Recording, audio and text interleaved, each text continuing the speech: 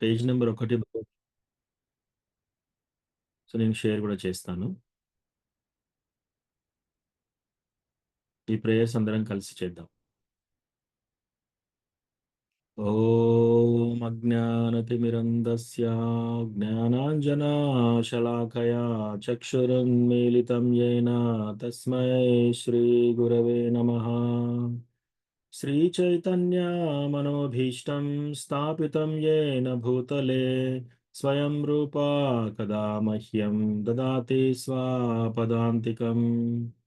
వందేహం శ్రీగురో శ్రీయుతాపదకమలం శ్రీగురూన్ వైష్ణవాంశ్చ శ్రీరూపం సాగ్రజాతాం సహగణా రఘునాథాన్వితం తం సజీవం సాద్వైతం సావధూతం పరిజనా సహితం కృష్ణ చైతన్యదేవం శ్రీరాధా కృష్ణపాదాన్ సహగణా లలితా శ్రీవిశాఖాన్వితాంశ్చ.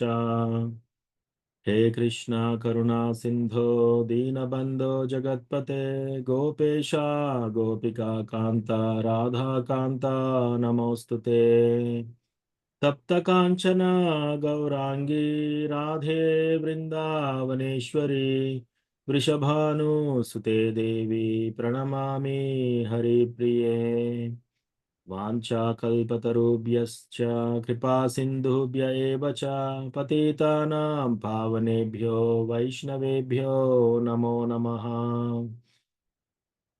జయ శ్రీ కృష్ణ చైతన్య ప్రభు నిత్యానంద శ్రీ అద్వైత గదాధార శ్రీవాసాది గౌరభక్త వృంద.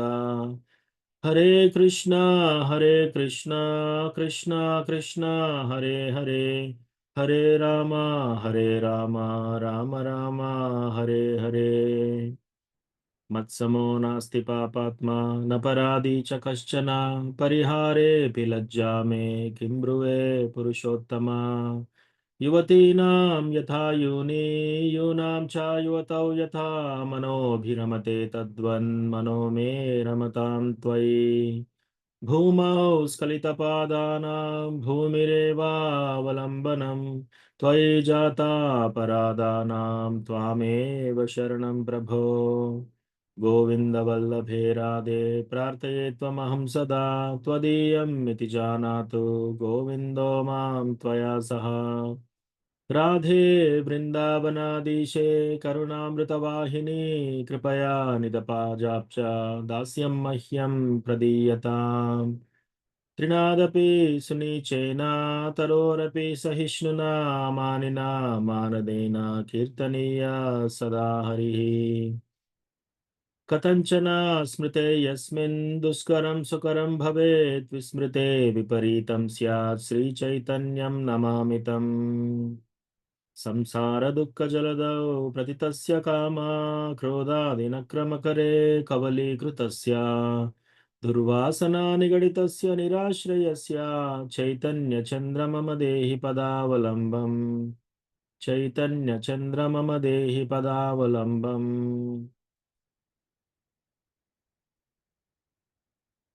హరే కృష్ణ.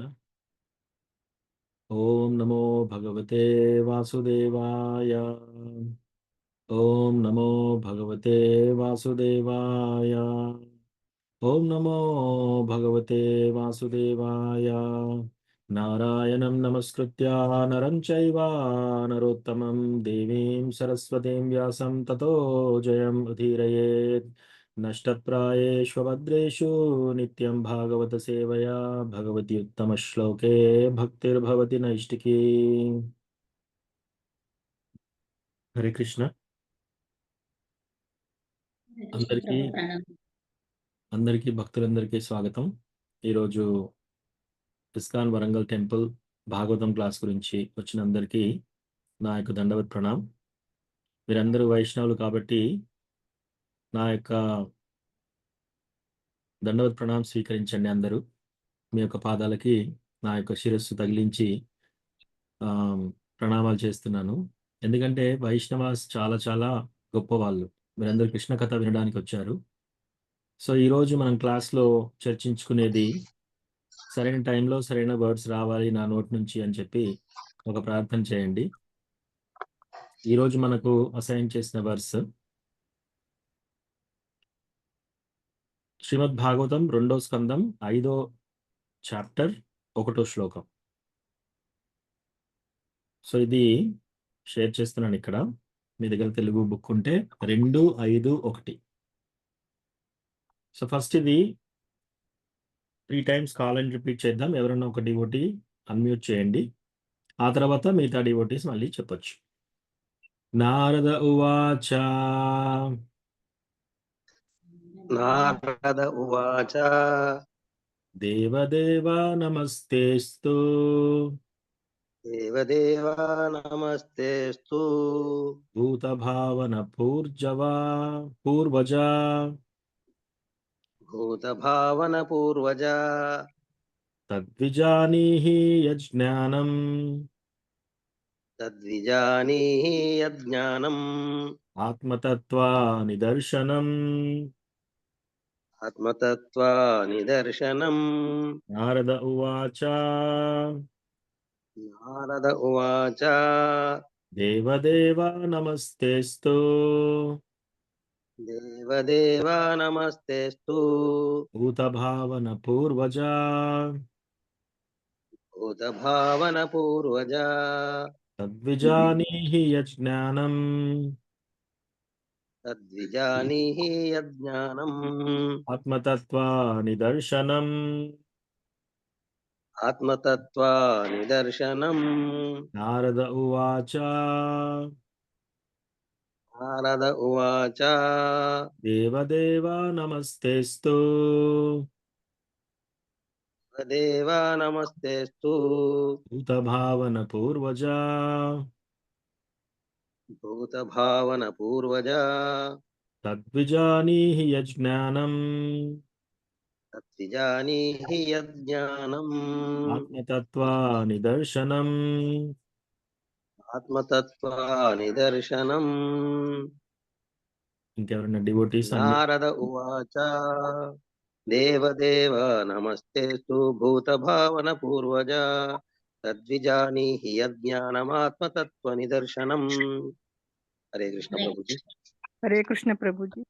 దేవదేవా నమస్తేస్తు భూతభావన పూర్వజ తద్విజానీహి యజ్ఞానం ఆత్మతత్వ నిదర్శనం. హరే కృష్ణ ప్రభుజీ. హరే కృష్ణ ప్రభుజీ. నారద ఉవాచ దేవదేవా నమస్తేస్తు భూతభావన పూర్వజ తద్విజాని జ్ఞానం ఆత్మతత్వ నిదర్శనం. హరే కృష్ణ. హరే కృష్ణ ప్రభు. నారద ఉవాచ దేవదేవా నమస్తేస్తు భూతభావన పూర్వజ తద్విజానీహి యజ్ఞాన ఆత్మతత్వ నిదర్శనం. హరే కృష్ణ ప్రభు.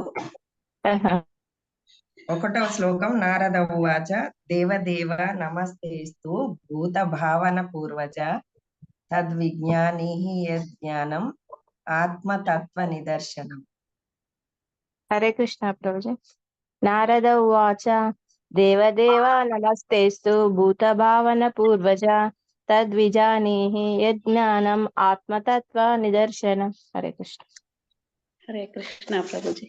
నారద ఉవాచ దేవదేవ నమస్తేస్తు భూతభావన పూర్వజ తద్విజానీహి యజ్ఞానమాత్మతత్వ నిదర్శనం. హరే కృష్ణ ప్రభుజీ. ప్రణామాలు. నారద ఉవాచ దేవదేవ నమస్తేస్తు భూతభావన పూర్వజ తద్విజానీహి యజ్ఞానమాత్మతత్వ నిదర్శనం. హరే కృష్ణ. హరే కృష్ణ ప్రభుజీ. నారద ఉవాచ దేవదేవా నమస్తేస్తు భూతభావన పూర్వజ తద్విజానీహి యజ్ఞానం ఆత్మతత్వ నిదర్శనం. హరే కృష్ణ ప్రభుజీ. హరే కృష్ణ ప్రభుజీ. ప్రణామాలు ప్రభుజీ. నారద ఉవాచ దేవదేవ నమస్తుస్తు భూతభావన పూర్వజ తద్విజానీహి యజ్ఞానమాత్మతత్వ నిదర్శనం. హరే కృష్ణ. హరే కృష్ణ. ఓకే. హరే కృష్ణ ప్రభుజీ, ప్రణామాలు ప్రభుజీ. నారద ఉవాచ దేవదేవ నమస్తేస్తు భూతభావన పూర్వజ తద్విజానీహి యజ్ఞానమాత్మతత్వ నిదర్శనం. హరే హరే కృష్ణ. కృష్ణ. చదవండి మాతాజీ, చదవండి. మాతాజీ హరే కృష్ణ చదవాలా? చదవండి మాతాజీ. నారద ఉవాచ ప్రభుజీ హరే కృష్ణ. ఎస్ మాతాజీ, చదవండి. చదవాలా ప్రభు? డివోటీస్ ఇంకెవరైనా చదవాలంటే చదవండి. ఎస్.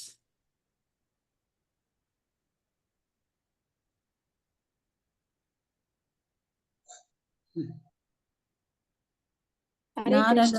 ఉవాచ దేవదేవ నమస్తేస్తు భూతభావన పూర్వజ తద్నిజానీహి యజ్ఞానమాత్మతత్వ నిదర్శనం. హరే కృష్ణ. హరే కృష్ణ ప్రభుజీ. నారద ఉవాచ దేవదేవ నమస్తేస్తు భూతభావన్ పూర్వజ తద్విజానీహి యజ్ఞానాత్మనాత్మత్వదర్శినం. హరే కృష్ణ ప్రభుజీ.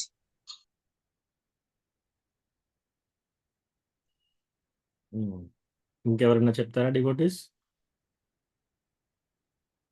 సో ఇక్కడ ఏమంటున్నారు? నారద ఉవాచ దేవదేవ నమస్తేస్తు భూతభావన పూర్వజ తద్విజానీహి యజ్ఞానం ఆత్మతత్వ నిదర్శనం.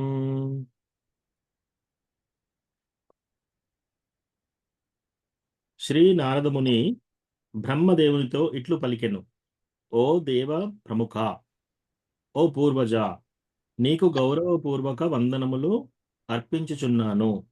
ఆత్మ మరియు పరమాత్మను గూర్చిన సత్యము వైపునకే మనుజుని ప్రత్యేకముగా నిర్దేశించెడి దివ్య జ్ఞానమునకు నాకు దయతో తెలియజేయుడు.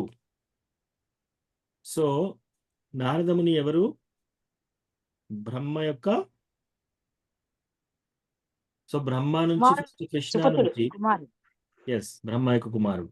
సో ఫస్ట్ మనకి కృష్ణ భగవాను నుంచి ఈ జ్ఞానం ఎక్కడికి వచ్చింది? ఫస్ట్ బ్రహ్మకి వచ్చింది, తర్వాత నారదకు చెప్పాడు. ఆ నారద నుంచి మనకి అందరికీ పరంపరగా ఇలా వస్తుంది అనమాట. నారద వ్యాసుడికి చెప్పాడు, అట్లా వ్యాసదేవుడు, సుఖదేవ గోస్వామి, అట్లా అట్లా అట్లా మనకి ఇది పరంపరగా వస్తుంది అనమాట. అయితే నారదముని ఏం చేస్తున్నాడు? ఈ ప్రశ్న వేస్తున్నాడు అనమాట. ఏమని? నారదముని బ్రహ్మతో ఇట్లు పలికాడు అనమాట: ఓ చీఫ్ అమంగ్ ద డెమిగాడ్స్, ఓ దేవతల్లో ప్రముఖమైన ఓ దేవతలందరిలో ప్రముఖుడు అయిన వాడా, ఫస్ట్ బార్న్ లివింగ్ ఎంటిటీ, అంటే నువ్వు అందరికంటే ముందు జన్మించావు, రైట్? ఈ జీవాత్మ తత్వాలలో అందరిలో కూడా ఫస్ట్ ఉద్భవించింది ఎవరు? నారాయణుడి గర్భోదకశాయి విష్ణువు శయనించి ఉన్నప్పుడు ఆయన యొక్క నాభి నుంచి తామర పువ్వు వస్తుంది. ఆ తామర పువ్వులోంచి ఉద్భవిస్తాడు ఎవరు? బ్రహ్మాజీ. సో ఈ బ్రహ్మ ఫస్ట్ లివింగ్ ఎంటిటీ, అందరి జీవాత్మలలో ఫస్ట్ జీవి ఈయనే రావడానికి. సో అట్లా అంటున్నాడు అనమాట: ఓ పూర్వజ, నీకు నా యొక్క గౌరవపూర్వకమైన వందనములు, దండవత్ ప్రణామ్ అని చెప్తున్నాడు. ఆ తర్వాత please tell me that transcendental knowledge, నాకు ఆ దివ్య జ్ఞానాన్ని ఇవ్వండి ఏదైతే directs one to the truth of the individual soul and super soul, ఏదైతే మన యొక్క ఆత్మ పరమాత్మ ఈ రెండింటి తత్వాల గురించి చెప్పే ఆ నాలెడ్జ్ గురించి నాకు చెప్పండి, ఆ నాలెడ్జ్ గురించి నాకు దయచేసి వివరించండి అని చెప్తున్నాడు అనమాట. భాష్యము శిల ప్రభుపాదుల వారిచే. శిల ప్రభుపాదికి జై. పరంపర విధానమందలి గురు శిష్య పరంపరా మార్గము పూర్ణత్వము మరింతగా ధృవీకరించబడినది. అంటే పరంపర గురించి చాలా చక్కగా ఇక్కడ చెప్పారనమాట. ఎందుకు? నారదముని వచ్చేసి నేను చాలా తెలివైన వాడిని, నేను ఈ జ్ఞానాన్ని నేనే తెలుసుకుంటాను అని అనట్లేదు. ఇక్కడ ఏమంటున్నాడు? బ్రహ్మదేవుని నుంచి తెలుసుకుంటున్నాడు అనమాట. అట్లా ఈ పరంపర అనేది చాలా ఇంపార్టెంట్, అది ఇక్కడ చెప్తున్నారనమాట.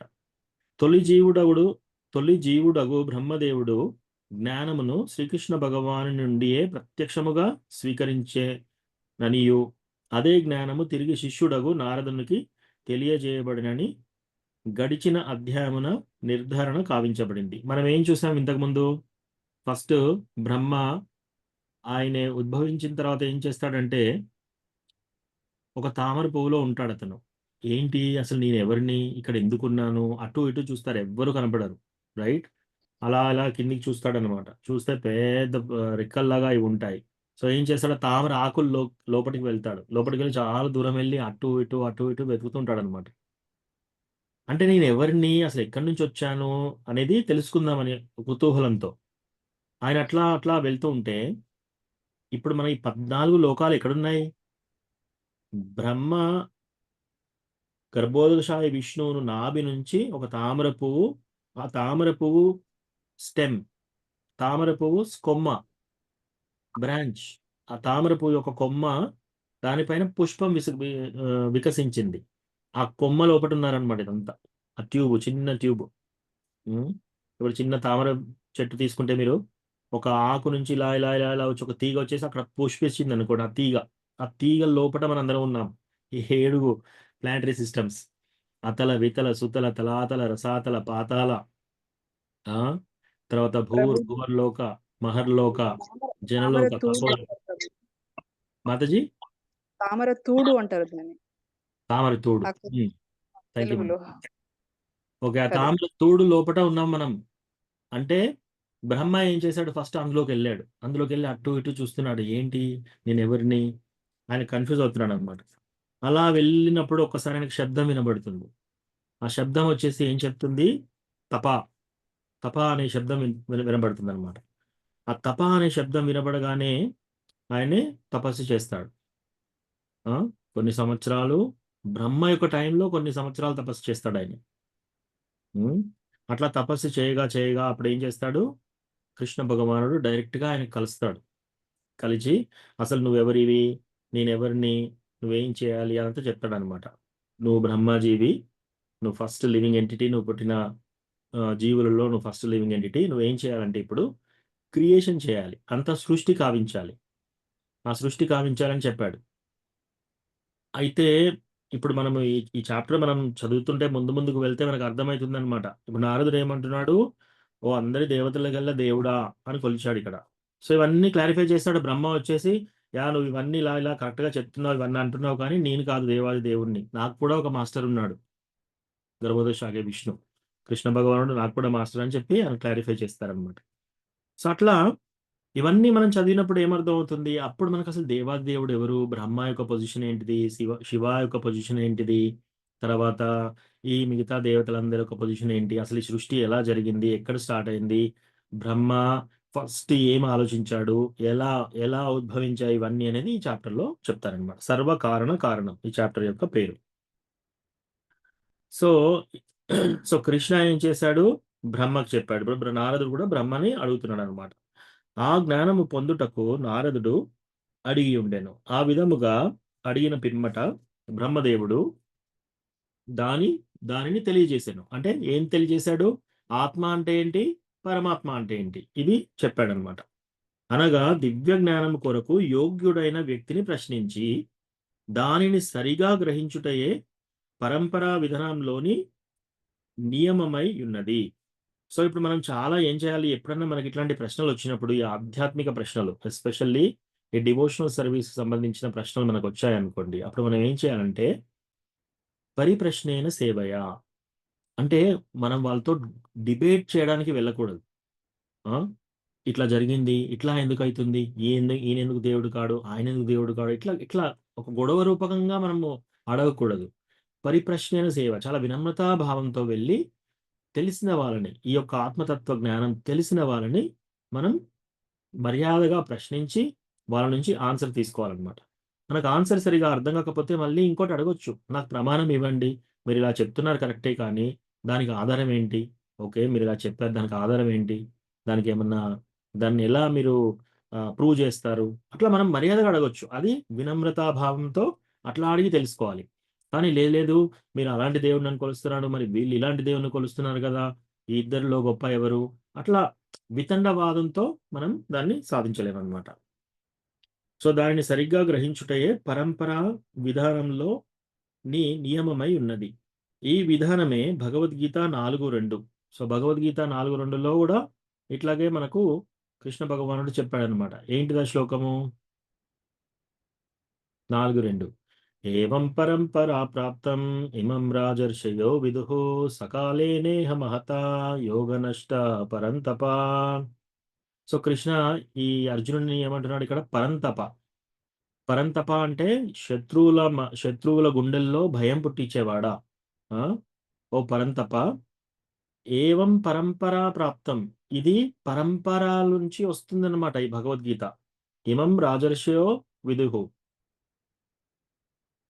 The supreme science was thus received through the chain of disciplic succession and the saintly kings understood in that way. ఎవరైతే రాజఋషులు ఉన్నారో వాళ్ళు అలా అర్థం చేసుకున్నారు. కానీ ఏమైంది? సకాలేన మహత యోగనష్ట పరంతప, క్రమక్రమంగా ఏమైంది? బ్రేక్ అయిపోయింది. ఇక్కడ ఏం చెప్తాడు?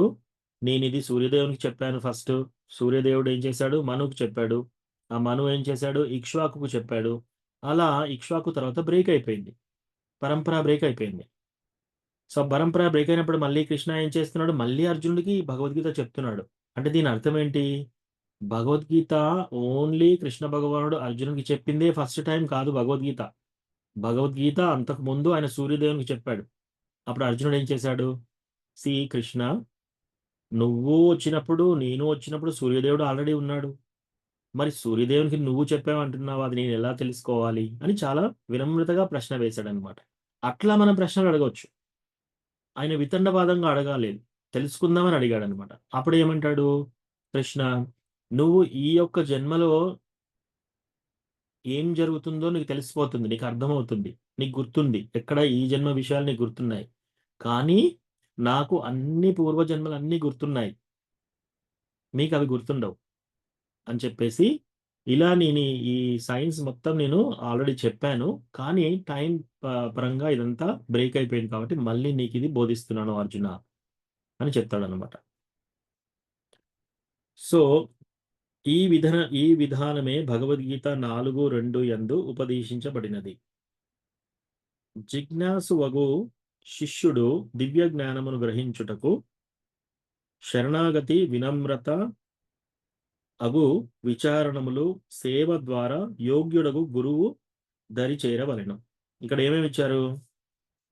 జిజ్ఞాస అంటే తెలుసుకోవాలనే జిజ్ఞాస, ఇది ఏంటో తెలుసుకోవాలనే జిజ్ఞాసతో ఉన్న శిష్యుడు ఏం చేయాలి?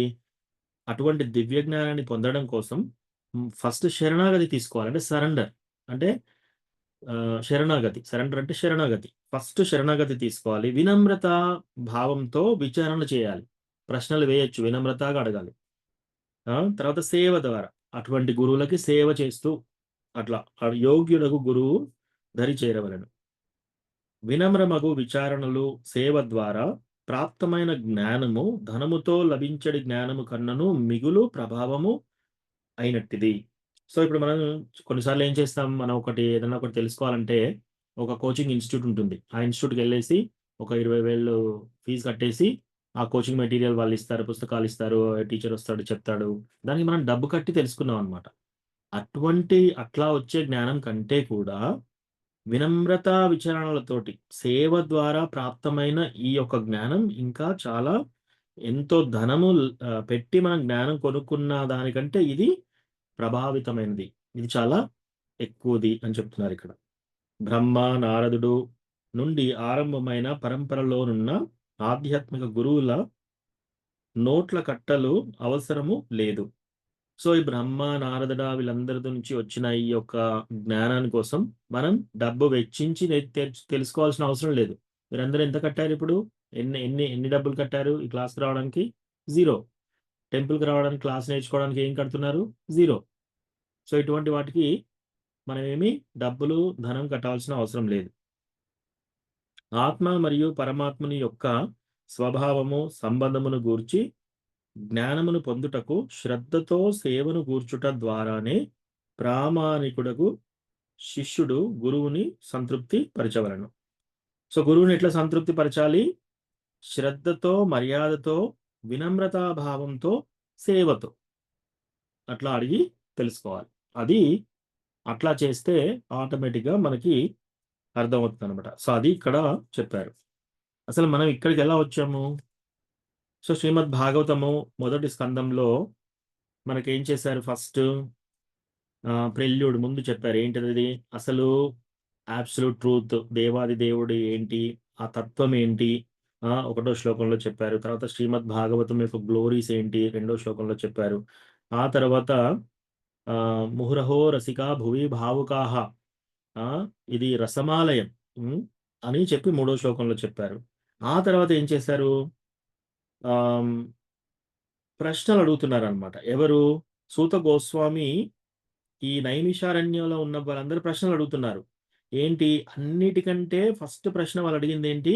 అల్టిమేట్ గుడ్ ఫర్ హ్యూమానిటీ, మానవ జాతికి ఏది అత్యంత కళ్యాణమైందో అది చెప్పండి. రెండో ప్రశ్న, ఇన్ని పాఠా పుస్తకాలు ఉన్నాయి, ఇన్ని స్క్రిప్చర్స్ ఉన్నాయి, అంటే ఇన్ని పురాణాలు ఉన్నాయి, ఈ వేదాస్ ఉన్నాయి, ఇవన్నీ ఉన్నాయి శాస్త్రాలు. ఈ శాస్త్రాల యొక్క ముఖ్యమైన ఇంపార్టెన్స్ ఏంటి, ఎస్సెన్స్, ఈ శాస్త్రాలలో అన్నిటిలో ఏం చెప్తున్నారు? అదొక ప్రశ్న అడిగాడు. మూడో ప్రశ్న, అసలు కృష్ణ భగవానుడు ఎందుకు వస్తాడు, మళ్ళీ మళ్ళీ ఎందుకు వస్తున్నాడు అతను? నాలుగో ప్రశ్న, పురుషావతారాలు అంటే ఏంటి? ఐదో ప్రశ్న, లీలావతారాలు అంటే ఏంటి? ఆరో ప్రశ్న,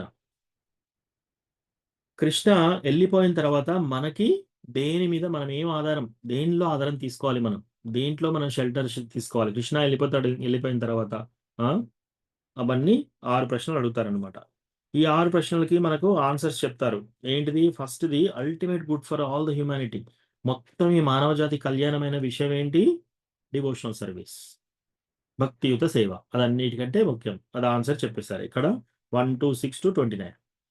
ఆ తర్వాత కృష్ణ ఎందుకు వస్తాడు? మనలాంటి వాళ్ళందరికీ, ఎవరైతే పుణ్యాత్ములు ఉంటారో వాళ్ళని ఆకర్షించడానికి వస్తాడు. కృష్ణ రావాల్సిన అవసరం లేదు. ఎవరన్నా ఈ రాక్షసులు ఉంటే కృష్ణ ఎవరినో ఒకరిని పంపించేసి ఆ రాక్షసులను చంపమని చెప్పొచ్చు ఈజీగా. కానీ కృష్ణ ఎందుకు వస్తున్నాడు? ఆయన వస్తే ఏం చేస్తున్నాడు? ఆయన లీలలు చేస్తున్నాడు. ఆయన ఎట్లా ఉద్భవిస్తున్నాడు, ఆయన వేరే వాళ్ళతో ఎట్లా మాట్లాడుతున్నాడు, ఆయన ఎలా డ్రెస్ చేసుకుంటున్నాడు, ఇతరులతో ఎలా ఉంటాడు. రామచంద్ర వచ్చాడు. రామచంద్ర అవతారంలో ఆయన తండ్రితో ఎలా ప్రవర్తించాడు, తల్లిదండ్రులతో ఎలా ప్రవర్తించాడు, అన్నదమ్ములతో ఎలా ప్రవర్తించాడు, తండ్రి ఒక మాట చెప్పగానే ఆయన రాజ్యాన్ని వదిలేసి ఎలా రాజ్యానికి వెళ్ళాడు, అడవిలోకి వెళ్ళాడు, అడవిలోకి వెళ్తుంటే ఎలా వెళ్ళాడు, ఆయన ఏంటి? రాజు. ఆయన కావాలంటే 2-3 పెద్ద భోగిల్లాగా తీసుకొని వెళ్ళొచ్చు. ఆయన అన్ని కావలసిన తినుబండారాలు, ఆయన పెట్టుకునే నగలు, ఇవన్నీ పెట్టుకొని వెళ్ళొచ్చు ఆయనే, రైట్? ఆయన అడవికి వెళ్ళామని చెప్పారు కానీ నువ్వు మొత్తము ఇట్లాంటి దుస్తులతో వెళ్ళాలని చెప్పలేదు తండ్రి. సో ఈయనేం చేస్తున్నాడు? నేను అడవిలోకి ఓన్లీ అడవి కూరగాయలు అవి తింటూ ఉంటాను అని చెప్పేసి నార వస్త్రాలు వేసుకొని వెళ్తాడు. అలా చేయడము. ఆ తర్వాత ఆయనే ఒక్కొక్క ఋషి దగ్గర ఆగి వాళ్ళకు దండవత్ ప్రణామం చేయడము, ఋషిస్ ఏదైతే చెప్తున్నారో అది చక్కగా పాటించడము, ఇవన్నీ ఎందుకు చేస్తున్నాడు? ఈ లీలల ద్వారా మనకి ఏం చెప్తున్నాడు అంటే మనం కూడా అలా చేయాలి. ఏకప్రతిని వ్రతం తీసుకున్నాడు. ఆ తర్వాత ఆ యొక్క ఋషులకు మునులకు సేవ చేశాడు. సేవ చేసి వాళ్ళ దగ్గర జ్ఞానం సంపాదించుకున్నాడు, వాళ్ళకి సేవ చేస్తూ. అలా అలా వెళ్తూ అందరినీ రక్షిస్తున్నాడు. ఎక్కడెక్కడ ఎవరెవరికి ప్రాబ్లమ్స్ ఉన్నాయో అక్కడ రక్షిస్తున్నాడు. దాని ద్వారా ఏం చెప్తున్నాడు? ఎవరైనా క్షత్రియులు, రాజ్యం అధికారంలో ఉన్నవాళ్ళు ప్రజలందరినీ రక్షించాలి, వాళ్ళ బాబోగులు చూసుకోవాలి అని చెప్తున్నాడు అనమాట. మళ్ళీ అలా అలా వెళ్తూ వెళ్తూ వెళ్తూ ఆయనే ఎవరైతే తనను శరణు తీసుకున్న వాళ్ళందరినీ ప్రొటెక్ట్ చేశాడు. అట్లా చేసి సీతా అపహరణం అయిన తర్వాత ఆ రాక్షసుని సంహరించి కూడా మళ్ళీ వస్తాడన్నమాట. ఆ వనవాసం పూర్తి చేసుకొని మళ్ళీ వచ్చి ఆ తర్వాత రాజ్యం తీసుకుంటాడు. సో ఇట్లా వచ్చి ఈ కథ అంతా మనం చదివితే ఏమవుతుంది? మనకు ఆటోమేటిక్గా అట్రాక్ట్ అయిపోతాం రామచంద్రుడికి. అట్లాగే కృష్ణ వస్తాడు. కృష్ణ వచ్చేసి ఆయనే వెన్న దొంగిలించడము, ప్లస్ ఆయన యొక్క డీలింగ్స్ యశోదమాతతో, మహారాజుతో ఎలా చేశారు, గోపబాలతో ఎలా ఆయన ఆడుకున్నారు, అవన్నీ మనం వింటే ఏమవుతుంది? మన ఆట న్యాచురల్గా అట్రాక్ట్ అయిపోతుంది. అందుకని కృష్ణ వస్తాడు. కృష్ణ రావడానికి 2 రీజన్స్. ఒకటి, పరిత్రాణాయ సాధూనాం వినాశాయ చతుష్కృతాం. ధర్మ సంస్థాపనార్థాయ సంభవామి యుగే యుగే, పరిత్రాణాయ సాధూనాం, సాధువులను రక్షించడానికి, వినాశాయ చ దుష్కృతాం, దుష్కృతులను సంహరించడానికి, మళ్ళీ ఆ ధర్మాన్ని ఎస్టాబ్లిష్ చేయడానికి వస్తాడు. అప్పుడు ఏమవుతుంది, ఆటోమేటిక్గా డివోటీస్ అట్రాక్ట్ అవుతున్నారు, అట్రాక్ట్ అయ్యి అలా తీసుకెళ్తారు అనమాట. ఆ తర్వాత పురుషావతారాస్ అవి డిస్కస్ చేశారు. ఆ తర్వాత కృష్ణ వెళ్ళిపోయిన తర్వాత మనకి ఏది గతి, కృష్ణే స్వాధామోపగతే ధర్మ జ్ఞానాదిభిస్సహ కలవనష్ట దృశామేష పురాణార్కోధునోదిత.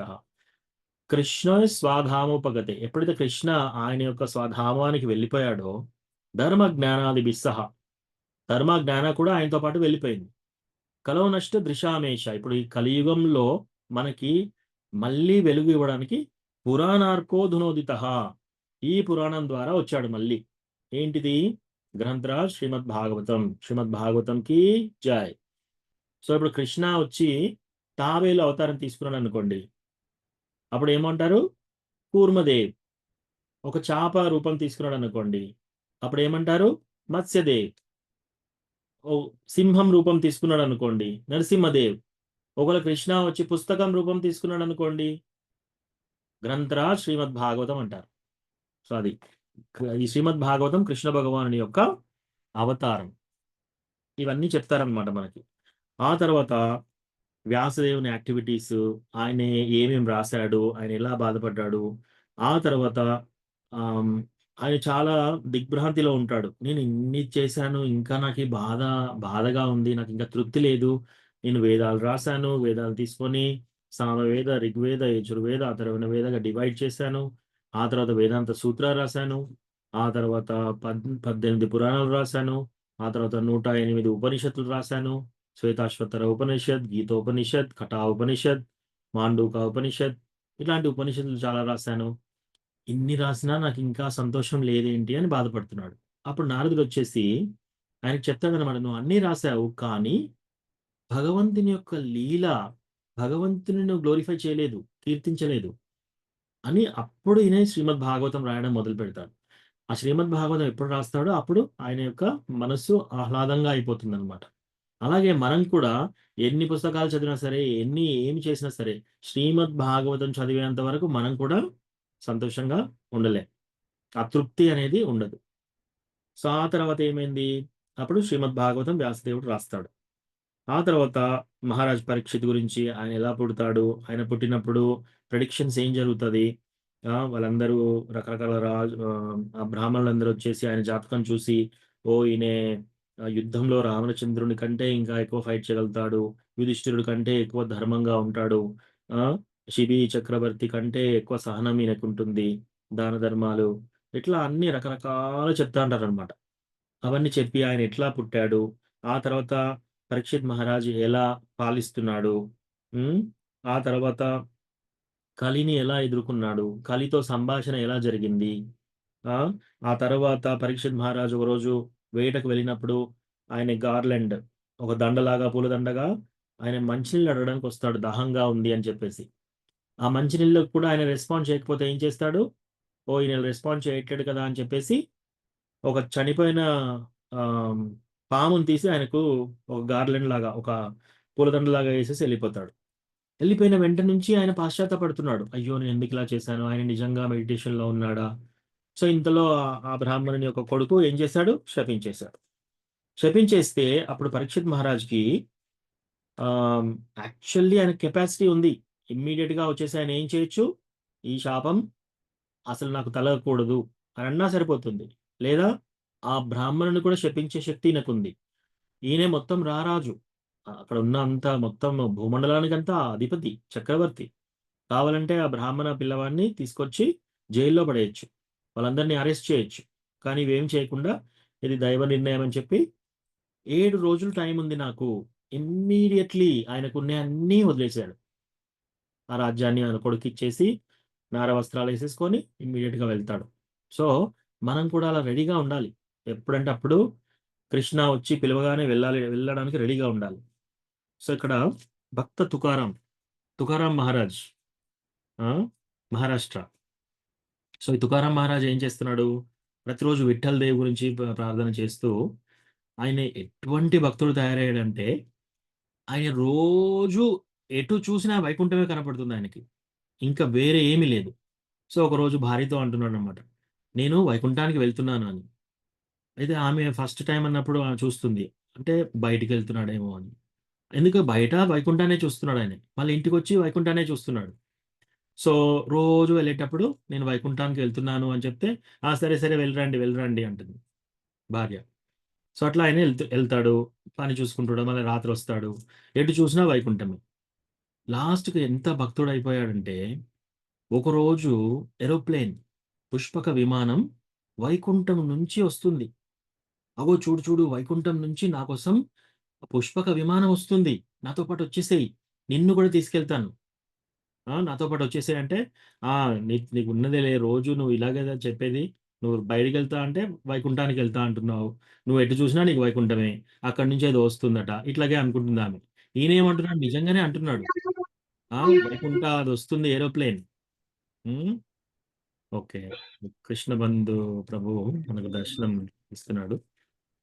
ఓకే. ఈ దర్శనం తర్వాత మళ్ళీ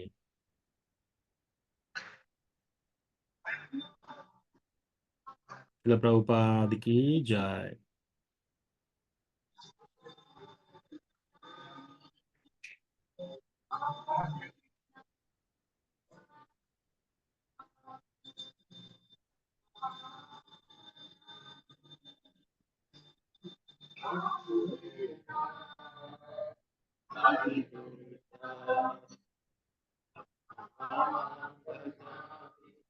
జై శ్రీ శ్రీ గౌర్నితాయికి జై.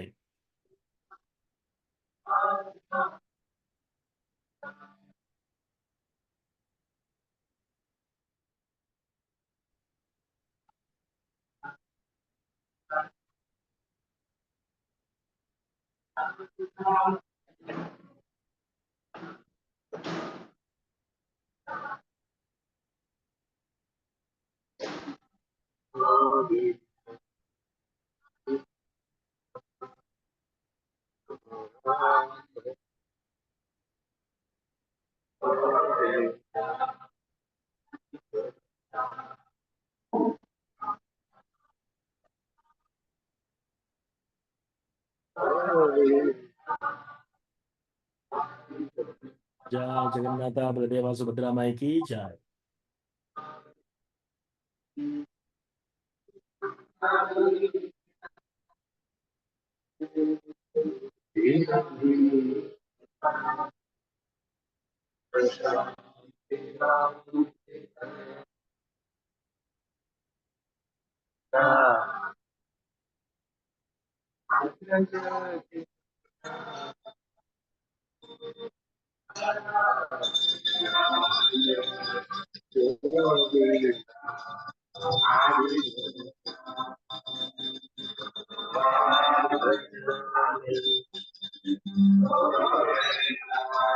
జై శ్రీ శ్రీ రాధా నీల మాధవ్‌కి జై.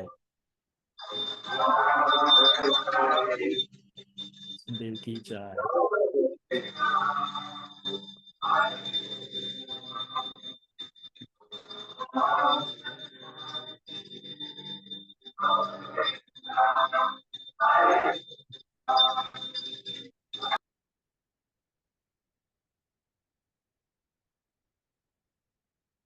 ఓకే.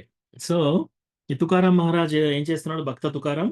ఆయనే భార్యను పిలిచి నాకు వైకుంఠం నుంచి ఏరోప్లేన్ వస్తుంది. నేనింకా వెళ్ళిపోతున్నాను. నువ్వు కూడా నాతో పాటు వచ్చేయి అంటే, ఆమె రోజు ఇలాగే అంటున్నాడు కదా! వైకుంఠం, వైకుంఠం ఈరోజు కూడా అలాగ అంటున్నాడు అనుకుంటుంది ఆమె. నిజంగానే ఏరోప్లేన్ వస్తుంది. ఆయన ఎక్కుతాడు. ఈమె రాదు. నాకింకా పనుంది. నేను పిల్లల్ని చూసుకోవాలి. అట్లా ఆయన నిజంగా వెళ్ళిపోతాడనమాట. ఆ బాడీలోనే వెళ్ళిపోతాడు భక్తుడు. ఆ! సో, అందుకే మనం ఎప్పుడైనా ప్యూర్ డివోటీస్ ఏదైనా చెప్తే మనం వినాలి. రైట్? వాళ్ళేదో చెప్తున్నారులే అని మనము దాన్ని ఈజీగా తీసుకోకూడదనమాట. అట్లా. సో, ఇట్లాంటి పాస్ట్ టైమ్స్. ఆ తర్వాత మనం రెండో స్కందానికొచ్చాం. సో, రెండో స్కందంలో ఏం చెప్తున్నారిక్కడ? భక్తి యొక్క గొప్పతనము స్టార్ట్ చేశారు. ఎక్కడ? రెండో స్కందం, ఒకటో చాప్టర్, మూడో శ్లోకంలో చెప్తున్నారనమాట. భక్తి యొక్క ముఖ్య ప్రాముఖ్యత. హ్మ్. ఇందులో what is the ultimate duty of every person? First ప్రశ్న ఎవరు? సుఖదేవ గోస్వామిని పరీక్షిత్ మహారాజ్ అడుగుతాడనమాట. 1/19/24-38లో ఏమడుగుతున్నాడు? ప్రతి వ్యక్తి యొక్క డ్యూటీ ఏంటి అసలు? మానవుల యొక్క డ్యూటీ ఏంటి? ఎస్పెషల్లీ ఎవరైనా చావుకు దగ్గరైన వాళ్ళలో వాళ్ళ యొక్క డ్యూటీ ఏంటి? వాళ్ళు ఏం వినాలి? ఏం చాంటింగ్ చేయాలి? ఏది గుర్తుంచుకోవాలి? అని ఏమి చేయకూడదు? ఈ ప్రశ్న పరీక్షిత్ మహారాజ్ అడిగాడు. సో దానికి ఆన్సర్ ఇక్కడ ఏం చెప్పాడు? 2:1 శ్లోకంలో ఆన్సర్ చెప్తారనమాట. ఇక్కడ ఏంటి? Describes what shouldn't be chanted. ఏది గురించి మనం మాట్లాడకూడదు, ఏమీ మనము వినకూడదు.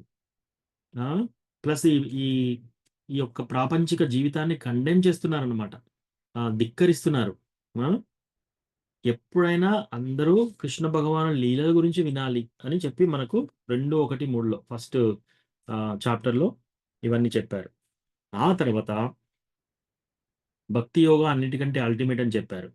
దాంట్లో మనకి జ్ఞాన గురించి, కర్మ గురించి, తర్వాత రకరకాల దేవతల గురించి, వర్షిప్ గురించి, పూజలు చేస్తే ఏంటి, యోగ మార్గం ఏంటి, ఇవన్నీ చెప్పి వీటన్నిటిలోకెల్లా భక్తి మార్గం, భక్తియుత సేవ అన్నిటికంటే గొప్పది అని ప్రూవ్ చేశారు అక్కడ.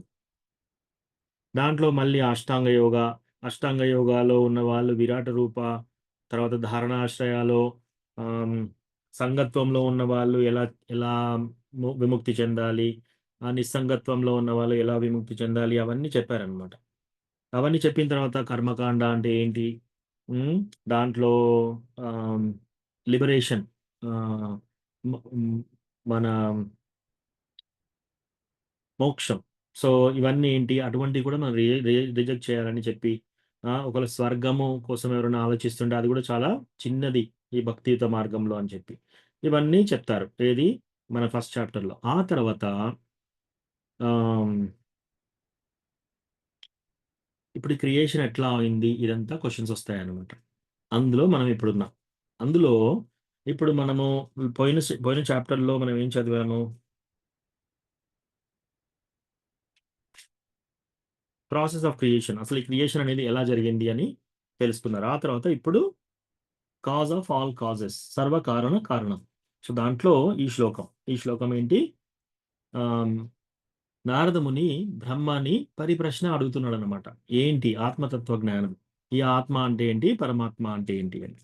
సో ఫ్యూచర్లో మనకు ఆన్సర్స్ వస్తాయి, కానీ మనకు ఇంతవరకు చదువుకున్నది ఏంటి? బేసికల్లీ ఆత్మ అంటే బాలాగ్రస్య శతభాగస్య. సో ఈ యొక్క వెంట్రుక యొక్క మొన తీసుకొని మనం 100 భాగాలు చేసి, ఆ ఇంకొక మొన 100 భాగాల్లో ఒక మొన తీసుకొని ఇంకో 100 భాగాలు చేస్తే ఎంత చిన్నగా ఉంటుందో మన ఆత్మ అది.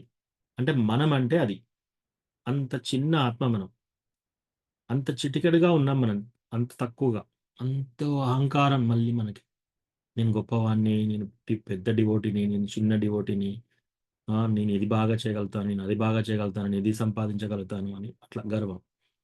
సో మనం ఉండే సైజ్ అది ఎక్కడ ఉంటుంది? హృదయం లోపల ఉంటుంది. సో ఇది ఆ పక్కనే పరమాత్మ ఉంటాడనమాట. ఆ పరమాత్మ ఎట్లా? చక్కగా కిరీటం పెట్టుకొని 4 చేతుల రూపంలో పరమాత్మ ఉంటాడనమాట.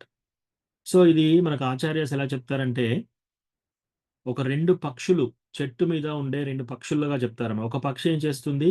ఎంజాయ్ చేయాలి, ఫలం తినాలి అని ట్రై చేస్తుంది. ఇంకో పక్షి ఏం చేస్తుంది? ఆ పక్షిని చూస్తూ ఉంటుంది, అబ్జర్వ్ చేస్తూ ఉంటుంది అనమాట. సో అట్లా అబ్జర్వ్ చేసే పక్షి ఎవరు? పరమాత్మ, కృష్ణ భగవానుడు. పరమాత్మ రూపంలో ఉండి మన యొక్క ప్రతి ఆలోచన అబ్జర్వ్ చేస్తూ ఉంటాడు అనమాట. మన యొక్క ప్రతి కోరిక, మనం చేసే ప్రతి ఒక్క పని అన్ని పక్క నుండి ఇలా చూస్తూ ఉంటాడు. ఆ తినే పక్షి ఎవరు? మనం ఏం చేస్తున్నాం? ఎంజాయ్ చేయడానికి ట్రై చేస్తున్నాం ఇక్కడ. ఎట్లా మనం ఇల్లు కట్టుకోవాలి, ఎట్లా సెటిల్ కావాలి, ఎట్లా ఉద్యోగం తెచ్చుకోవాలి, ఎట్లా సుఖపడాలి అనేది ప్రయత్నం. సో మనల్ని పక్కనే ఉండి కృష్ణ అబ్జర్వ్ చేస్తున్నాడు అనమాట, పరమాత్మ. జీవాత్మ మనం. ఎప్పుడైతే జీవాత్మ అసలు దేవుడు అంటే ఎవరు, ఈ భక్తి అంటే ఏంటి, అది అని తెలుసుకుందాం అనేప్పుడు అప్పుడు ఇమ్మీడియట్గా పరమాత్మ వాళ్ళకి బాగా హెల్ప్ చేస్తాడు అనమాట. ఐదర్ ఒక డివోటీని వాళ్ళ దగ్గరికి పంపడము, ఒక భాగవతం సెట్ పంపించడము, లేదా వాళ్ళని భాగవతం క్లాస్ తీసుకురావడము, ఎవరైనా డివోటీస్తో ప్రసాదం పంపించడము, అట్లా ఏర్పాటు చేస్తారు. సో అట్లా ఇదంతా కృష్ణ భగవానుడు ఆర్కెస్ట్రేట్ చేస్తున్నాడు అనమాట. ప్రతి ఒక్కటి జరిగేది కృష్ణ భగవానుడి ద్వారానే. మీకు ఒక రియల్ టైమ్ ఎగ్జాంపుల్ చెప్తాను. మేము ప్రతి వారము బుక్ డిస్ట్రిబ్యూషన్‌కి వెళ్తాము. సో, మేమేం చేస్తామంటే ఒక ఇండియన్ షాప్ ఉంది ఇక్కడ. ఆ ఇండియన్ కిరాణా షాప్ అనుకోండి. కూరగాయలన్నీ దొరుకుతాయి అక్కడ. సో, అక్కడ చాలామందొచ్చి కొనుక్కుంటూ వెళ్తుంటారనమాట. సో, మేమేం చేస్తాం అక్కడికెళ్ళి ఒక టేబుల్ పెట్టి శ్రీమద్ భాగవతమ్స్ అన్నీ పెట్టి వచ్చిన పోయే వాళ్ళకందరికి ఇస్తుంటాం. సో, రాత్రి 8:30కి షాప్ క్లోజ్ చేస్తారు. 9:00కల్లా. సో, మేమేం చేసాం ఆ రోజు మొత్తము భాగవతం సెట్స్ చేసి, కార్‌లో అన్ని భాగవతమ్స్ లోడ్ చేసేసి, టేబుల్ అన్నీ పెట్టేసి, మొత్తం క్లీన్ చేసి ఇగ ఆహ్, ఆహ్, ఆ యొక్క ట్రంక్ కార్ యొక్క డోర్ వేసేస్తున్నామనమాట. ఇట్లా వేసే టైంలో చాలా కార్లు పార్కింగ్ చేయబడున్నాయి. ఓన్లీ ఒకటే పార్కింగ్ లాట్ ఫ్రీగా ఉంది. మా పక్కన ఇంకో పార్కింగ్ లాట్ ఖాళీగా ఉంది. సో, ఈ పార్కింగ్ లాట్‌లో అప్పుడే మేము ఇలా తీస్తుంటే అప్పుడే ఒక కారొచ్చి ఆగిందనమాట. అప్పుడు నేను ఇంకొక డివోటీ ఇద్దరం అనుకుంటున్నాం. ఓకే. సరే వీళ్ళొచ్చారు కదా! వీళ్ళని అడిగి చూద్దాం. వీళ్ళు భాగవతం తీసుకుంటారేమో అని చెప్పేసి సో, వెళ్ళాము. వాళ్ళు దిగగానే వాళ్ళ దగ్గరికి వెళ్లి, "ఇట్లా మేము ఇస్కాన్ నుంచి వస్తున్నాము. మా పేరు ఇది. మేము ఇట్లా వాలంటరీ సర్వీస్ చేస్తున్నాము. ఇగో ఇది భాగవతం. ఇగో ఇలా ఉంటుంది భాగవతం. ఇట్లా పిక్చర్స్ ఉంటాయి. మీరు ఈ భాగవతం చదివితే మంచిది." అది ఇది అని చెప్తే ఇమ్మీడియేట్‌గా ఒక ఆమె తీసేసుకుంది. నేను తీసుకుంటాను అంది. తర్వాత వాళ్ళ యొక్క ఆహ్, హస్బెండ్ వాళ్ళ తమ్ముడి వాళ్ళ ఆహ్, వైఫ్ కూడా ఉందక్కడ. సిస్టర్. సో, ఆమె ఏం చేసింది, ఆమె కూడా దగ్గర మీరు కూడా తీసుకోండి అంటే, మేము కేరళ నుంచి వచ్చాము. అంటే వాళ్ళది ఈ ప్రాంతం కాదు. సరే మీరు అక్కడికి పంపిస్తాం మేము. మేము అక్కడ షిప్ చేయమన్నా చేస్తాం ఫ్రీగా. మీరు భాగవతం తీసుకుంటా అంటే మీకు మీ అడ్రెస్ ఇస్తే మేము షిప్ చేస్తాం. లేదా మీరు తీసుకెళ్తే తీసుకెళ్ళండి అంటే, సరే నేను తీసుకెళ్తాను అని తలా ఒక సెట్ తీసుకున్నారు. ఆ తర్వాత నేను ఇంటికొచ్చేసాను. నంబర్ ఇచ్చాం ఫోను నంబరు. తర్వాత వాళ్ళ హస్బెండ్ నాకు ఫోను తర్వాత టెక్స్ట్ చేసి మేము యాక్చువల్‌గా ఇది ఇంత పెద్ద పుస్తకం సెట్ నేను ఆహ్, ఇంటికి తీసుకెళ్ళలేను. ఫ్లైట్‌లో తీసుకెళ్ళలేను. మీరు షిప్ చేస్తారా నాకు అంటే, సరే అన్నాను. అని ఇంకోటి ఏమన్నాడు, నేను ఇంగ్లీష్ కంటే తెలుగు బెస్ట్ మాకు. మాకు తెలుగు సెట్ అయితే బావుంటదంటే, సరే ఇంటికి రండి. నేను తెలుగు సెట్ ఇస్తాను. నా దగ్గర తెలుగుంది మా గరాజ్‌లో అని చెప్పి ఇంగ్లీష్ సెట్ తీసుకొని ఆయనకి తెలుగు ఇద్దామని ఇంటికి రమ్మన్నా. ఇంటికి రాగానే వచ్చాడు. రాగానే ఇమ్మీడియేట్‌గా జగన్నాథ్ ప్రసాదం కొంచెం ఉంటే ఆయనకి ప్రసాదం పెట్టాను. ఆ ఇంగ్లీష్ తీసేసుకొని తెలుగు ఇచ్చాను. ఇగాని ఇమ్మీడియేట్‌లీ ఆయన చాలా బాధతోటి అన్నాడనమాట. మేము రీసెంట్‌గా ఒక వారం రోజుల కింద మా కూతురు చనిపోయింది అన్నాడు. అయ్యో! సారీ ప్రభు అట్లా అయిందా అని. సో, 4 సంవత్సరాల పాప చనిపోయింది. సో, అప్పుడు నాకు చాలా బాధ అనిపించింది. సరే మీరు భాగవతం తీసుకున్నారు. అది మంచి జరుగుతుంది మీకు, మీ పాప ఎక్కడున్నా సరే. ఆమె ఆత్మకు కూడా మంచి జరుగుతుంది. అట్లా అని చెప్పిన తర్వాత తీసుకున్నాడు, వెళ్ళిపోయాడు. కానీ ఇప్పుడు మనం చూస్తే వాళ్ళు ఫస్ట్ ఆఫ్ ఆల్ ఎంతో బాధలో ఉన్నారు. వాళ్ళు కెనడా అంటే వేరే దేశం. ఆ వేరే దేశం నుండి అమెరికాకొచ్చారు. ఎందుకు? వాళ్ళ పాప చనిపోయింది. ఒక వారం రోజులు వాళ్ళ సిస్టర్, బ్రదర్ వాళ్ళ తమ్ముడింటికో, అన్న ఇంటికో వచ్చారు వాళ్ళు. వాళ్ళు వేరే దేశం నుంచి ఇక్కడికి రావడం ఏంటి? వాళ్ళు పార్కింగ్ చేయడానికి మేము భాగవతం సెట్స్ పెట్టుకున్న పక్క స్థలంనే ఖాళీగా ఉండడం ఏంటి? తర్వాత అక్కడే వాళ్ళు వచ్చి కార్ పార్క్ చేయడం ఏంటి? అదే టైంలో వాళ్ళు దిగడం, మేము అదే టైంలో మేము వెళ్ళిపోదాం అనుకుంటున్నాం. ఒక్క 30 సెకండ్స్ 30 సెకండ్లు తేడా జరిగితే మేము వెళ్ళిపోయేవాళ్ళం. కరెక్ట్ టైంకి వాళ్ళు రావడం ఏంటి? ఆ పార్కింగ్ లాట్ ఫ్రీగా ఉండడం ఏంటి? వాళ్ళు రావడం ఏంటి? తీసుకోవడం ఏంటి? సో, ఇదంతా చూస్తే కృష్ణ ఇవంతా ఆర్కెస్ట్రేట్ చేస్తున్నాడు మన లైఫ్‌లో. మనం ఎప్పుడైనా ఈ భగవంతుడు ఎవరు? నేను భక్తియుత సేవ చేయాలి అన్నప్పుడు మనకి అవకాశాలన్నీ కలిగిపిస్తాడు కృష్ణ. హ్మ్. మనకన్నీ కావాల్సిన టెంపుల్, కావాల్సిన భగవంతుని భక్తుల యొక్క సాంగత్యము, కావాల్సిన కథ ఇదంతా విని కావాల్సిన టీచర్ ద్వారా మనకి ఆన్సర్స్ అన్ని రావడము, ఇవన్నీ ఏర్పాటు చేస్తాడనమాట. మనకి ఏమేమి కావాలో అవన్నీ. దైవ దర్శనం కోసము, యాత్రలకు వెళ్ళడము, అక్కడ మనకేమైనా కావాలంటే చూసుకోవడం ఇవన్నీ కూడా కృష్ణ. సో, అంటే కృష్ణ భగవద్గీతలో ఏం చెప్తాడు? భీష్మం చ, కర్ణం చ, ద్రోణం చ వీళ్ళందరిని నేను ఆల్రెడీ చంపేశాను. అర్జున వీళ్ళందరూ ఆల్రెడీ చనిపోయారు. ఇప్పుడు చూస్తాడు విరాట రూపంలో అందరూ ఆయన యొక్క దంతాలలో చిక్కుకొని క్రష్ అయిపోతున్నారక్కడ. అదంతా చూసి నువ్విప్పుడేం చేయి, నువ్వు జస్ట్ యుద్ధం చేసేసేయి. పార్టిసిపేట్ చెయ్యి. జస్ట్ నువ్వు ఇందులో పాల్గొను. యుద్ధంలో పాల్గొను సరిపోతుంది. ఆల్రెడీ వాళ్ళని చంపేశాను. నువ్వు చేయవలసిందేమీ లేదు. నువ్వు పాల్గొని క్రెడిట్ తీసుకో. భక్తితో సేవ చేసినట్టు. మనం కూడా ఏం చేయాలి ఇప్పుడు జస్ట్ పాల్గొనాలి. టెంపుల్లోకి వెళ్ళి మనం పాల్గొనాలి. అందరి భక్తులతో ఉండాలి. 16 రౌండ్లు చాంటింగ్ చేయాలి. దీక్ష ఇచ్చినప్పుడు తీసుకోవాలి. ఆ టెంపుల్‌లో ఆ భక్తులతో, భగవంతుని భక్తులతో ఉండాలి. అంతే మనం చేయవలసింది. మిగతాదంతా కృష్ణ చూసుకుంటాడు. సో, అది మనం చేయాలి. అంతా చేసేది కృష్ణ భగవానుడే. సో, అది మనం చాలా దృఢంగా తీసుకోవాలి. సో, ఇక్కడ ఆపుదాము. ఎవరికైనా ఏమైనా రిఫ్లెక్షన్స్, ప్రశ్నలు ఏమైనా ఉంటే ఇప్పుడు తీసుకుందాం. హరే కృష్ణ. Thank you.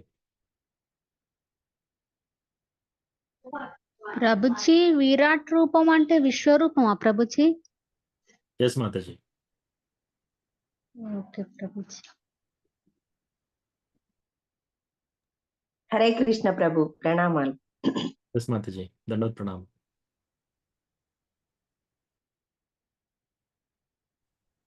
హరే కృష్ణ ప్రభుజీ, ప్రణామాలు ప్రభుజీ.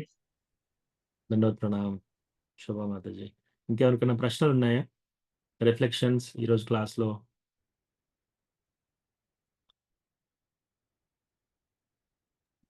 హరే కృష్ణ ప్రభుజీ, ప్రణామాలు ప్రభుజీ. దండోత్ ప్రణామ్. సుధా మాతాజీ.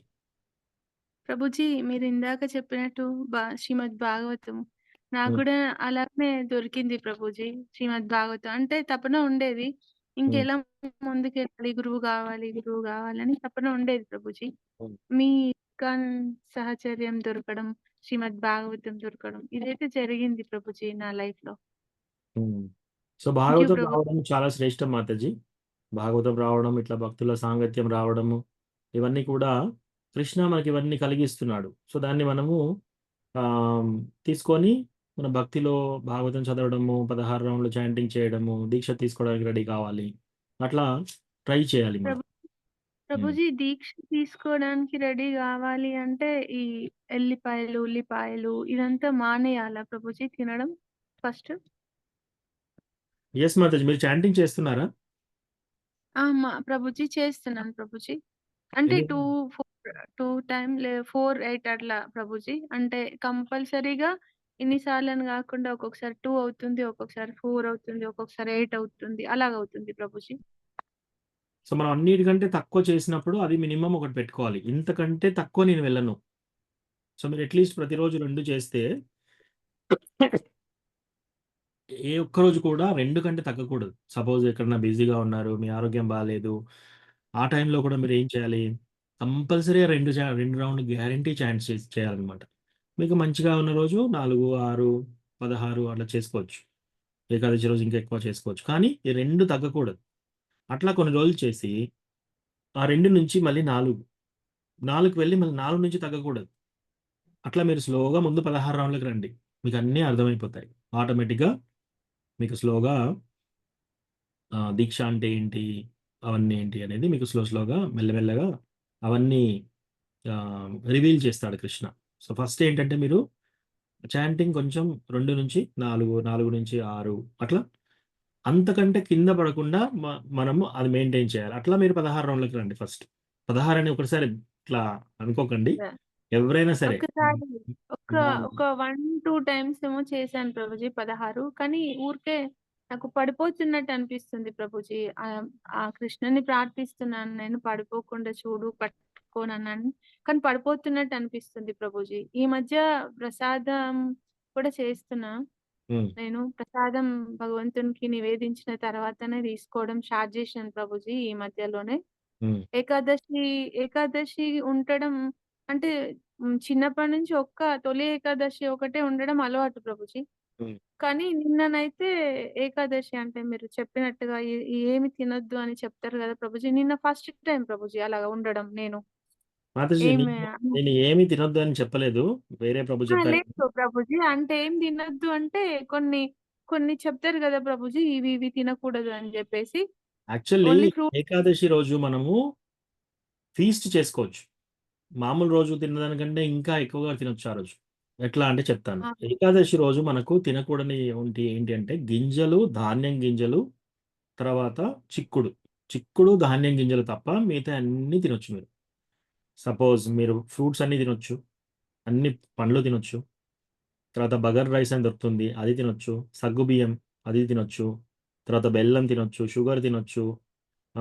తర్వాత ఇట్లా మీరు ఓన్లీ ధాన్యం అంటే గోధుమలు రైస్ బియ్యంతో గోధుమలతో చేసినవి కాక గింజలంటే ఈవెన్ ఇవి సజ్జలు వీటితో ఇటువంటి అని ధాన్యం తప్ప మిగతా అన్ని తినొచ్చు. మీరు సగ్గు బియ్యంతో ఉప్మా చేసుకొని తినొచ్చు. పప్పులు వేయకూడదు అందులో. పప్పు గింజలు అవి లేకుండా. సో ఇట్లా మీరు 3 పూటలు తినొచ్చు. సో ఒక్క పొద్దుండి కడుపు మార్చుకోవాల్సిన అవసరం ఏమి లేదు ఏకాదశి అంటే. ఏకాదశి లేదు రోజు లేదు స్వీట్ ప్రభు. కూడా అంటే అలాగనే తినకుండా ఉండలేదు.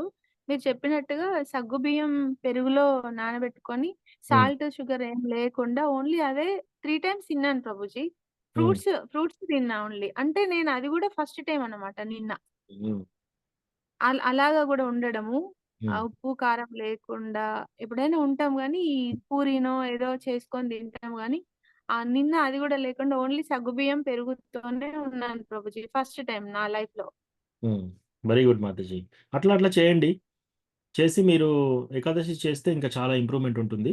మీరు మెల్లగా చాంటింగ్ 16కి రండి. 16కి వస్తే మీకు ఆటోమేటిక్‌గా అన్నీ అర్థమైపోతాయి.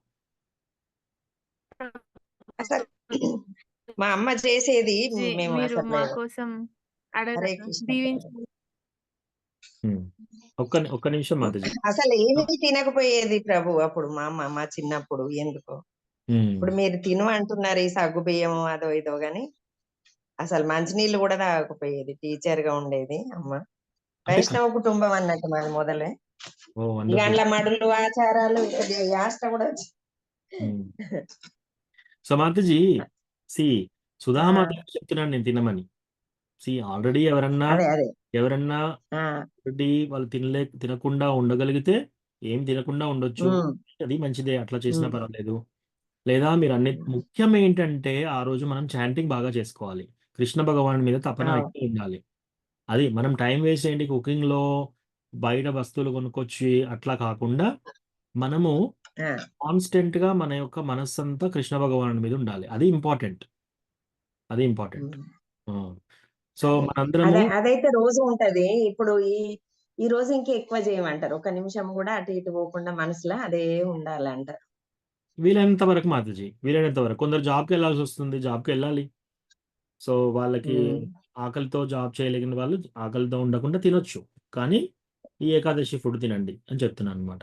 కొందరికి ఇవన్నీ ఉండగలిగితే ఉండండి, తప్పేం లేదు. సాయంత్రం దాకా ఉండగలుగుతాను కానీ ఇక వణికినట్టు అవుతుంది ప్రాణం. మనం ఒక్క పొద్దు ఉపవాసం ఉన్నప్పుడు మన ధ్యాస అంతా ఎప్పుడు తింటామా, ఎప్పుడు ద్వాదశి వస్తుందా అని ఎదురు చూస్తున్నాం అనుకోండి. దాని బదులు తిని చాంటింగ్ చేయడం బెటర్. ఒకవేళ మీరు అలా ఉండగలిగితే ఈజీగా కృష్ణ మీద ఫోకస్ పెట్టగలిగితే ఉండండి. అట్లా ఆకలి అవ్వట్లేదు ఏం లేదు కానీ ఇట్లా వణికినట్టు అవుతుంది అన్నట్టు. ఏజ్ ని బట్టి మన ఆరోగ్యం బట్టి చూడాలి మాతాజీ. సో మనము అందరం ప్రార్థన చేద్దాము. సుధా మాతాజీకి ఆమె తొందరగా మాతాజీకి చైతన్య మహాప్రభుకి సమ్మతమైతే చైతన్య మహాప్రభు మీకు ప్రార్థన చేస్తున్నాము.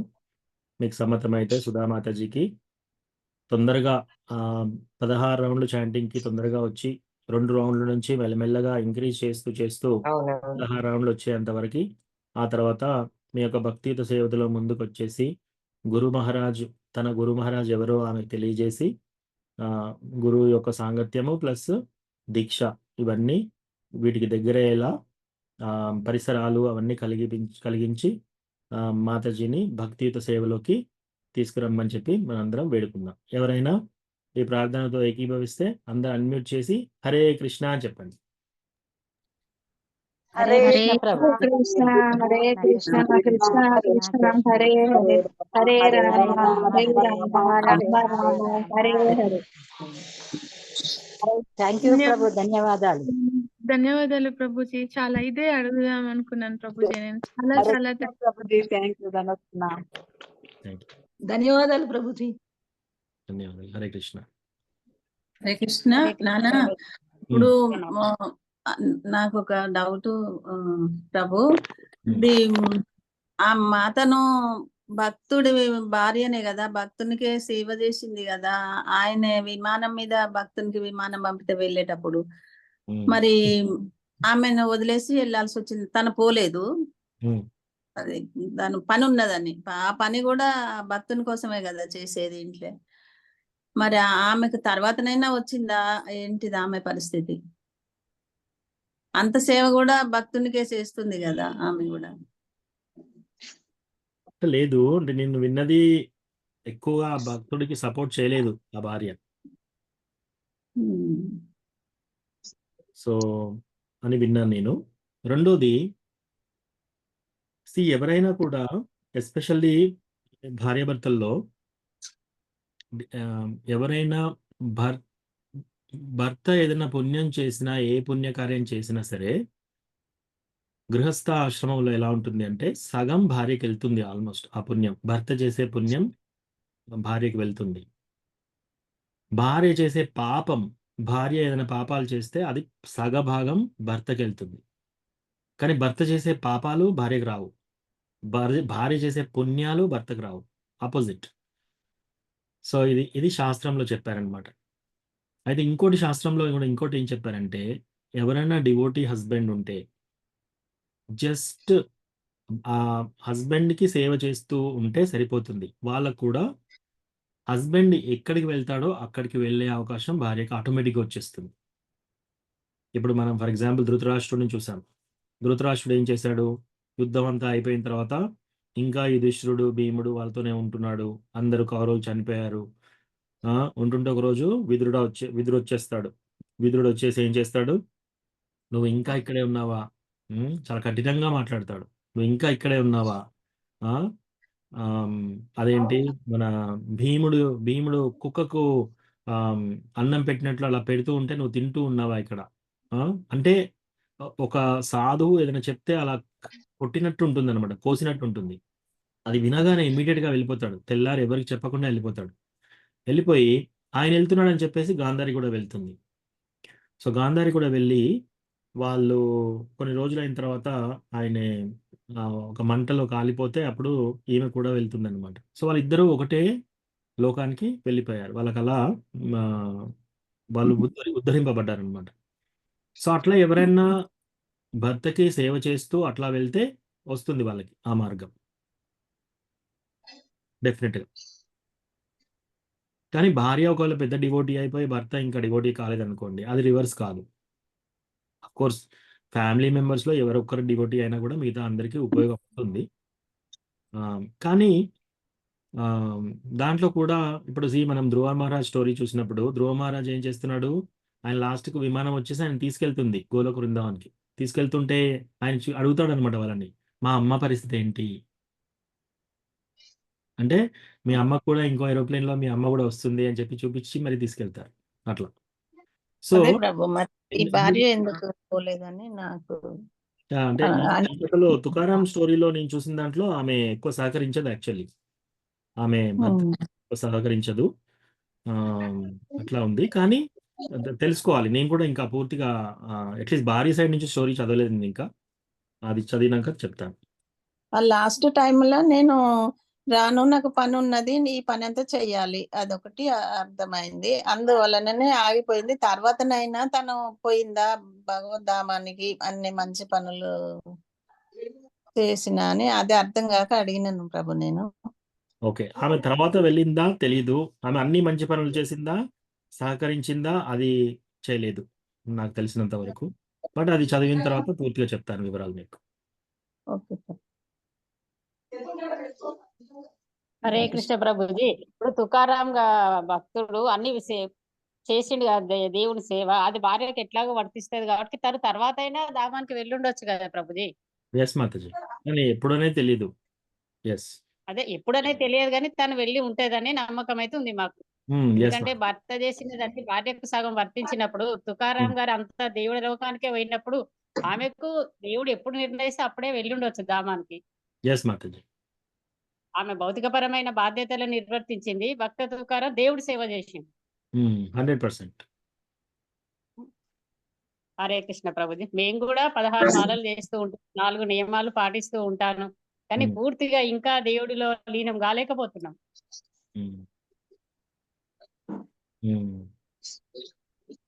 ఎస్ మాతాజీ, మనకి ఎంత వీలైతే అంత అట్లీస్ట్ మన 16 రౌండ్లు చాంటింగ్ చేసి ఈ 4 రెగ్యులేటివ్ ప్రిన్సిపల్స్ మనం ఫాలో అయితే కృష్ణ ప్రభుపాద్ మనకు ఆల్రెడీ చెప్పారనమాట. దీంతో మనం భగవద్ధామానికి వెళ్ళగలుగుతాము. అవునవును ప్రభుజీ. ఇంట్లో కొంచెము అందరూ సహకరించాలి కదా, ఇంట్లో వాళ్ళకి ఉల్లి ఎల్లి లేకుండా నడవదు. అన్నీ నేను 4:30కి 5కి అట్లా లేవడం, కృష్ణుడికి హారతి ఇవ్వడం, మాలలు కొన్ని 4 చేసేయడం, తర్వాత దేవుడి పూజ, తర్వాత దేవుడికి ఏదైనా నైవేద్యం పెట్టేసి హారతి ఇచ్చేయడం, మళ్ళీ దినచర్య ప్రారంభం ప్రభుజీ. ప్రతిదిన 16 మాలలు కంపల్సరీ రోజు. అవును మాతాజీ, ఈ యొక్క ప్రాపంచిక లైఫ్‌లో చాలా డిఫికల్ట్. ఈ ప్రాపంచిక లైఫ్‌లో దీన్ని తట్టుకొని ముందుకు వెళ్ళడం అనేది చాలా, చాలా, చాలా కష్టమైన పని. అందులో మనం ఇంకా భగవంతుని భక్తితో సేవలో చేస్తున్నాము అంటే, మనకు కొంచెం ఈజీ అవుతుంది. ఎందుకంటే, మనం ఈ శరీరం కాదు, మనం ఆత్మ అని తెలుసుకుంటాం. అట్లా తెలుసుకోని వాళ్ళ పరిస్థితి ఏంటి అంటే, రోజూ పేనం మీద మాడిపోయినట్టు ఉంటుంది వాళ్ళ లైఫ్. రోజు ఒక పరిస్థితిలో. బయటికి చెప్పరు. కానీ అత్యంత ప్రాబ్లమ్స్‌లోనే ఉంటారు ఎవరైనా సరే, భక్తిలో లేని వాళ్ళు. అట్‌లీస్ట్ భక్తిలో ఉన్న వాళ్ళకి మధ్య మధ్యలో కృష్ణ కథ వింటున్నాం కాబట్టి, మనకు ఆహ్లాదమైన కృష్ణ భగవానుని యొక్క స్ఫూర్తి, అవన్నీ భక్తి, ఆ కథ వింటే మనకు అది ఆ బరువంతా దిగిపోతుందనమాట. ప్రవిష్టాకర్ణ రంధ్రేణ స్వానాంభావ సరోరుహం ధునోతి శమలం కృష్ణ శలిలస్య యథా శరత్. ఎప్పుడైతే కృష్ణ మాది భగవానుడి కథ మనము భాగవత కథ చెవులతో వింటామో, కృష్ణ భగవానుడు తామర పుష్పంలో మన హృదయంలో కూర్చొని మన లోపట ఉన్న అనర్థాలు మెల్లమెల్లగా తీసేస్తాడు. మన లోపల ఏ దిగులున్నా, మన ప్రాబ్లమ్స్ ఏదున్నా కూడా తీసేస్తాడనమాట. భక్తులకు అది భాగవతంలో చెప్పారు. ఇంకోటి భాగవతంలో ఏం చెప్పారు? తదేవ రమ్యం రుచిరం నవం నవం తదేవ శశ్వన్మనసో మహోత్సవం తదేవ శోకానవశోషణం నృణాం యదుత్తమ శ్లోక యశోను గీయతే. తదేవ రమ్యం రుచిరం నవం నవం. భాగవతం చదివితే ఏమవుతుంది? రోజు రమ్యంగా, రుచిరంగా, నవం నవం, ప్రతిరోజు కొత్తగా ఉంటుంది. తదేవ శోకారు నవశోషణం రిణాం. మనకున్న మనకున్న బాధలు, కష్టాలు, టెన్షన్స్, భయాలు, ఆందోళనలు అన్నీ పోతాయి భాగవతం చదివితే.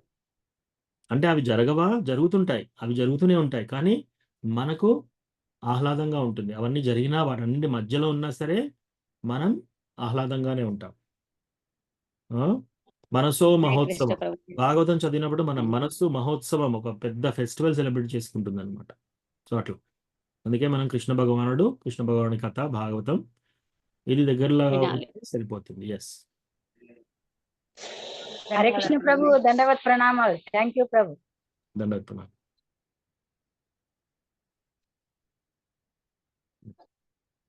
ఓకే. ఇంకేమైనా ప్రశ్నలు ఉన్నాయా? ఇక్కడ ఆపుదాము. హరే కృష్ణ ప్రభుజీ ప్రణామాలు. దండోత్ప్రణామం స్వరూపమాత. హరే హరే కృష్ణ ప్రభుజీ ప్రణామాలు ప్రభుజీ. దండోత్ప్రణామం వనచారి సీత. Thank you Prabhuji. హరే కృష్ణ ప్రణామాలు. దండోత్ప్రణామం. హరే కృష్ణ ప్రభుజీ ప్రణామాలు. దండోత్ప్రణామం. హరే కృష్ణ. హరే కృష్ణ ప్రభుజీ ప్రణామాలు. వాంఛాకల్పతరుభ్యస్య కృపా సింధుభ్యైవ చ పతితానాం పావనేభ్యో వైష్ణవేభ్యో నమో నమః. అనంతకోటి వైష్ణవృందకి జై. శ్రీల ప్రభుపాదికి జై. హరే కృష్ణ. థ్యాంక్ యూ ప్రభు, ధన్యవాదాలు. దండోత్ప్రణామం.